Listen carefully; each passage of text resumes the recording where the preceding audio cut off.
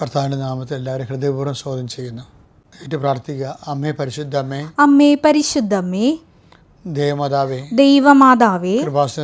കൃപാസനത്തിലൂടെ ഞങ്ങൾക്കും ഞങ്ങളുടെ ദേശത്തിനും അമ്മ മധ്യസ്ഥം തേടി തന്ന എല്ലാ അനുഗ്രഹങ്ങൾക്കും കൃപകൾക്കും ഞങ്ങളിപ്പോൾ ഹൃദയം നിറഞ്ഞ നന്ദി പറയുന്നു. അമ്മേ പരിശുദ്ധമ്മേ, ദൈവമാതാവേ, 2004 ഡിസംബർ 7 തീയതി ഉച്ചകഴിഞ്ഞ് 2:30 കൃപാസനത്തിൽ സംഭവിച്ച അമ്മയുടെ പ്രത്യക്ഷപ്പെടലിനെ കുറിച്ച് തിരുസഭയ്ക്ക് സമർപ്പിച്ചിരിക്കുന്ന പഠനരേഖകളുടെ മേൽ സഭാത്മകമായ പഠനം ആരംഭിക്കുവാൻ ഞങ്ങൾ താഴ്മയോടെ പ്രാർത്ഥിക്കുന്നു. അമ്മേ പരിശുദ്ധമ്മേ, ഭൂസ്വർലോകങ്ങളുടെ രാജ്ഞിയായ അങ്ങയ്ക്ക് ഭൗമ സംരക്ഷണത്തിനായി പ്രപഞ്ച പ്രകൃതിയെ തന്നെ തിരുസഭ പ്രതിഷ്ഠിക്കുവാൻ ഈ പ്രത്യക്ഷീകരണം വഴി ഇടയാക്കണമേ. പരിശുദ്ധ അമ്മേ, ജപമാല മാതാവേ, സകല കൃപാസനം പ്രാർത്ഥനകളോടും ചേർത്ത് ഞങ്ങളിപ്പോൾ പ്രാർത്ഥിക്കുന്ന ഈ കുടുംബത്തിന്റെ പ്രത്യേക നിയോഗം.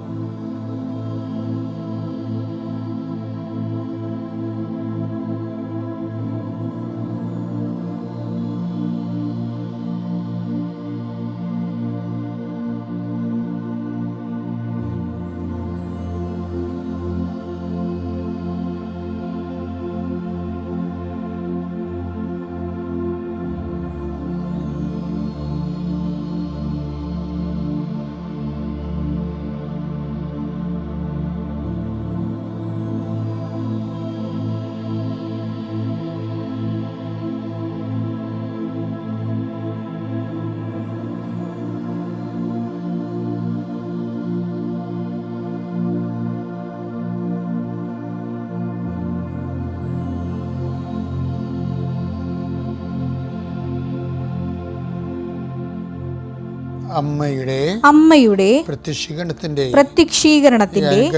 ഈ അനുഗ്രഹവേളയിൽ ഞങ്ങൾക്ക് സാധിച്ചു തരുവാൻ കനിയണമേ. ആമേൻ. വിശ്വാസ പ്രമാണം. സർവശക്തനായ പിതാവും ആകാശത്തിന്റെയും ഭൂമിയുടെയും സൃഷ്ടാവുമായ ദൈവത്തിൽ ഞാൻ വിശ്വസിക്കുന്നു. അവിടുത്തെ ഏകപുത്രനും ഞങ്ങളുടെ കർത്താവുമായ ഈശോമിശിഹായിലും ഞാൻ വിശ്വസിക്കുന്നു. ഈ പുത്രൻ പരിശുദ്ധാത്മാവിനാൽ ഗർഭസ്ഥനായി കന്യകാമറിയത്തിൽ നിന്ന് പിറന്ന് പൊന്തിയോസ് പീലാത്തോസിന്റെ കാലത്ത് പീഡകൾ സഹിച്ച് കുരിശിൽ തറയ്ക്കപ്പെട്ട് മരിച്ച് അടക്കപ്പെട്ട് പാതാളങ്ങളിൽ ഇറങ്ങി മരിച്ചവരുടെ ഇടയിൽ നിന്ന് 3-ാം നാൾ ഉയർത്ത് സ്വർഗത്തിലേക്ക് എഴുന്നള്ളി സർവശക്തിയുള്ള പിതാവായ ദൈവത്തിന്റെ വലതുഭാഗത്തിരിക്കുന്നു. അവിടെ നിന്ന് ജീവിക്കുന്നവരെയും മരിച്ചവരെയും വിധിക്കുവാൻ വരുമെന്നും ഞാൻ വിശ്വസിക്കുന്നു. പരിശുദ്ധാത്മാവിലും ഞാൻ വിശ്വസിക്കുന്നു. വിശുദ്ധ കത്തോലിക്കാ സഭയിലും പുണ്യവാന്മാരുടെ ഐക്യത്തിലും പാപങ്ങളുടെ മോചനത്തിലും ശരീരത്തിന്റെ ഉയർപ്പിലും നിത്യമായ ജീവിതത്തിലും ഞാൻ വിശ്വസിക്കുന്നു. ആമേൻ. സ്വർഗ്ഗസ്ഥനായ ഞങ്ങളുടെ പിതാവേ, അങ്ങയുടെ നാമം പൂജിതമാകണമേ. അങ്ങയുടെ രാജ്യം വരണമേ. അങ്ങയുടെ തിരുമനസ് സ്വർഗത്തിലെ പോലെ ഭൂമിയിലും ആകണമേ. അന്നു വേണ്ടുന്ന ആഹാരം ഇന്ന് ഞങ്ങൾക്ക് തരണമേ. ഞങ്ങളോട് തെറ്റ് ചെയ്യുന്നവരോട് ഞങ്ങൾ ക്ഷമിക്കുന്നത് പോലെ ഞങ്ങളുടെ തെറ്റുകൾ ഞങ്ങളോടും ക്ഷമിക്കണമേ. ഞങ്ങളെ പ്രലോഭനത്തിൽ ഉൾപ്പെടുത്തരുതേ, തിന്മയിൽ ഞങ്ങൾ രക്ഷിക്കണമേ. ആമേൻ. നന്മ നിറഞ്ഞ മറിയമേ, സ്വസ്തി. കർത്താവ് അങ്ങയുടെ കൂടെ സ്ത്രീകളിൽ അങ്ങ് അനുഗ്രഹിക്കപ്പെട്ടവളാകുന്നു. അങ്ങയുടെ ഉദരത്തിൻ ഫലമായി ഈശോ അനുഗ്രഹിക്കപ്പെട്ടവനാകുന്നു. പരിശുദ്ധ മറിയമേ, തമ്പുരാന്റെ അമ്മേ, പാപികളായ ഞങ്ങൾക്ക് വേണ്ടി ഇപ്പോഴും ഞങ്ങളുടെ മരണസമയത്തും തമ്പുരാനോട് അപേക്ഷിക്കണമേ. ആമേൻ. ഇന്ന് 27-ാം തീയതിയാണ്, വ്യാഴാഴ്ച. എൻ്റെ പ്രിയപ്പെട്ടവരെ, എല്ലാവരെയും കർത്താവ് അനുഗ്രഹിക്കുന്ന അസുലഭമായ ഒരു ദൈവാരാധനയാണ് രാവിലെ നടക്കുന്നത്.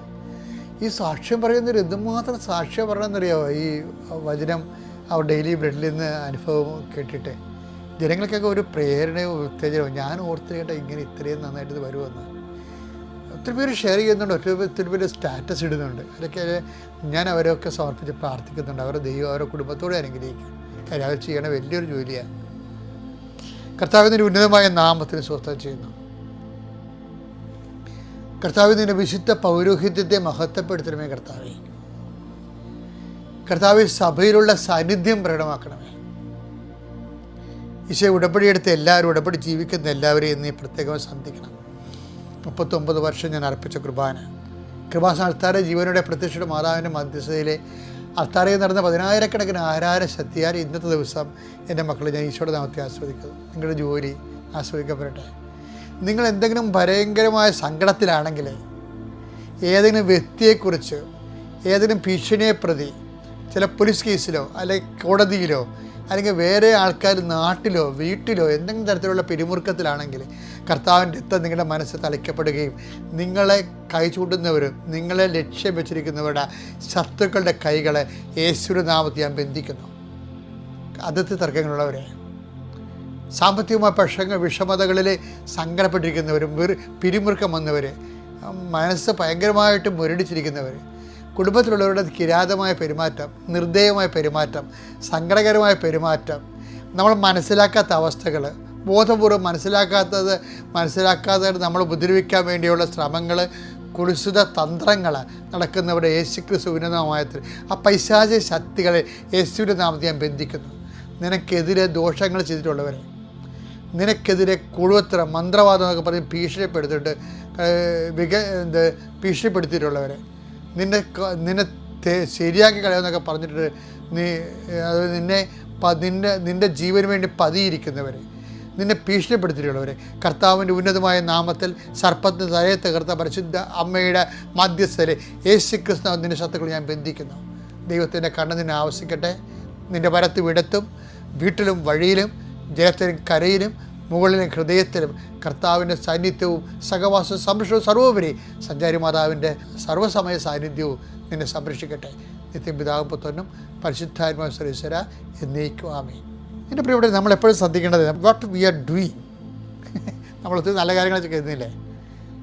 എന്തുമാത്രം ഇപ്പോൾ സഭയുടെ തന്നെ സാമൂഹ്യ പ്രവർത്തനത്തിൻ്റെയൊക്കെ ഇപ്പോൾ ചില യൂറോപ്യൻ രാജ്യങ്ങളുടെ സാമൂഹ്യ പ്രവർത്തനം, ചില കോൺഗ്രിഗേഷൻ്റെയൊക്കെ സാമൂഹ്യ പ്രവർത്തനം അവിടെ രാജ്യത്തിൻ്റെ ബഡ്ജറ്റിൻ്റെ തന്നെ പകുതിയോളം വരുന്നുണ്ട്. അപ്പോൾ അങ്ങനെ ഒത്തിരി കാര്യങ്ങൾ, നല്ല കാര്യങ്ങൾ ചെയ്യുന്നവരുണ്ട്. അതിനേക്കാൾ സഭയുടെ പുറത്തുള്ള ആൾക്കാർ തന്നെ എന്തുമാത്രം സാമൂഹ്യ പ്രവർത്തനങ്ങളാണ് ചെയ്യണത്. പക്ഷേ നിങ്ങൾ ക്രിസ്തീയതയിൽ നിങ്ങൾ എന്ത് ചെയ്യുന്നു എന്നുള്ളതല്ല പ്രശ്നം, ആരുടെ നാമത്തിൽ ചെയ്യുന്നു, അതാണ് ബൈബിൾ അന്വേഷിക്കുന്നത്. ഈ മർക്കോസിന്റെ സുവിശേഷം 9:41 എടുത്തേ. സത്യമായി ഞാൻ നിങ്ങളോട് പറയുന്നു, സത്യമായി ഞാൻ നിങ്ങളോട് പറയുന്നു, നിങ്ങൾ ക്രിസ്തുവിനുള്ളവരാകയാൽ അവന്റെ നാമത്തിൽ ആരെങ്കിലും നിങ്ങൾക്ക് ഒരു പാത്രം വെള്ളം കുടിക്കാൻ തന്നാൽ അവന് പ്രതിഫലം ലഭിക്കാതിരിക്കുകയില്ലെന്ന്. അപ്പോൾ എന്ത് സംഭവം? നമ്മൾ എന്ത് ചെയ്യുന്നു എന്നുള്ളതല്ല പ്രശ്നം, പിന്നെ ആരുടെ നാമത്തിൽ ചെയ്യുന്നു എന്നുള്ളതാണ്. അത് പേഴ്സണൽ ആൻഡ് പ്രസൻറ്റ് ഇൻറ്റൻഷനാണ്. ഇപ്പോൾ ലോഹ ഇട്ടത് കൊണ്ട് ക്രിസ്തുവിൻ്റെ പേരിലാണെന്നൊരു നിർബന്ധമില്ല. ലോഹ ഇട്ടുകൊണ്ട് ക്രിസ്തുവിൻ്റെ പേരിൽ എല്ലാം സംസാരിക്കുന്ന എന്തുമാത്രം ആൾക്കാരെ ടി വി കാണാം. സഭയുടെ പേരിലെല്ലാം സംസാരിക്കുന്ന എത്ര പേരെ ടി വി കാണാം. എവിടെ നിന്നെങ്കിലും 10 കൈകടി കിട്ടുമെന്നുണ്ടെങ്കിൽ സഭേനെ തള്ളിപ്പറയാം, ക്രിസ്തുവിനെ തള്ളിപ്പറയാം, സമുദായത്തെ തള്ളിപ്പറയാം, മറ്റുള്ളവർ സമുദായം അവർ കേവന്മാരായിട്ട് അവിടെ ഇരിക്കും. പക്ഷെ അതുകൊണ്ടാണ് ബൈബിൾ കൃത്യമായിട്ട് പറയണത്. എന്താ പറയണത്? അതായത് നിങ്ങൾ ജനത്തിന് രണ്ടായിട്ടാണ് തിരിക്കണത്. എന്താണ്? 9:41 വായിച്ചേ. സത്യമായി ഞാൻ നിങ്ങളോട് പറയുന്നു, നിങ്ങൾ ക്രിസ്തുവിനുള്ളവരാകയാൽ. 2 ജനങ്ങളാ ഉള്ളത്. എന്താണ്? ക്രിസ്തുവിനുള്ളവരും ക്രിസ്തുവിനില്ലാത്തവരും. ക്രിസ്തുവുള്ളവരാണെങ്കിൽ എന്ത് ചെയ്യണം? അവന്റെ നാമത്തിൽ. ക്രിസ്തുവിനുള്ളവർ എന്ത് ചെയ്യും? അവൻ്റെ നാമത്തിൽ കൊടുക്കും. അല്ലാത്തവർ അവിടെ പ്രസ്ഥാനത്തിൻ്റെ നാമത്തിലാവും. അതാണ് വിഷയം. ഇപ്പം എന്തുമാത്രം സാമൂഹിക സംഘടനകളും രാഷ്ട്രീയ പാർട്ടികളൊക്കെ എന്തുമാത്രം കാര്യങ്ങൾ ചെയ്യുന്നു മനുഷ്യ നന്മയായിട്ട്. അതിലെ പക്ഷേ അവരുടെ പ്രസ്ഥാനത്തിൻ്റെ പേരിലാണ്, ക്രിസ്തുവിൻ്റെ പേരിലല്ല. ക്രിസ്തുവിൻ്റെ പേരിൽ ക്രിസ്തുവിൻ്റെ വിഷയം എന്ന് പറഞ്ഞാൽ നിത്യതയുമായിട്ടുള്ള വിഷയമാണ്. നിത്യതയിൽ നമ്മൾ ദൈവത്തിൻ്റെ കൂടെ ആയിരിക്കണം എന്നുള്ളൊരു കാഴ്ചപ്പാടുള്ളത് കൊണ്ടാണ് നമ്മൾ ക്രിസ്തുവിൻ്റെ നാമത്തിൽ ചെയ്യണത്. അതാണ് അവൻ്റെ നാമത്തിൽ. നിങ്ങൾ ഇതിൻ്റെ വായിച്ചേ. സത്യമായി ഞാൻ നിങ്ങളോട് പറയുന്നു, നിങ്ങൾ ക്രിസ്തുവിനുള്ളവരാണെങ്കിൽ അവന്റെ നാമത്തിൽ ആരെങ്കിലും നിങ്ങൾക്ക് ഒരു പാത്രം വെള്ളം കുടിക്കാൻ തന്നാൽ അവന് പ്രതിഫലം ലഭിക്കാതിരിക്കുകയില്ല. അപ്പം നമ്മൾ എന്താ ചെയ്യണം? ഉടമ്പടിയിൽ എന്താ ചെയ്യണത്?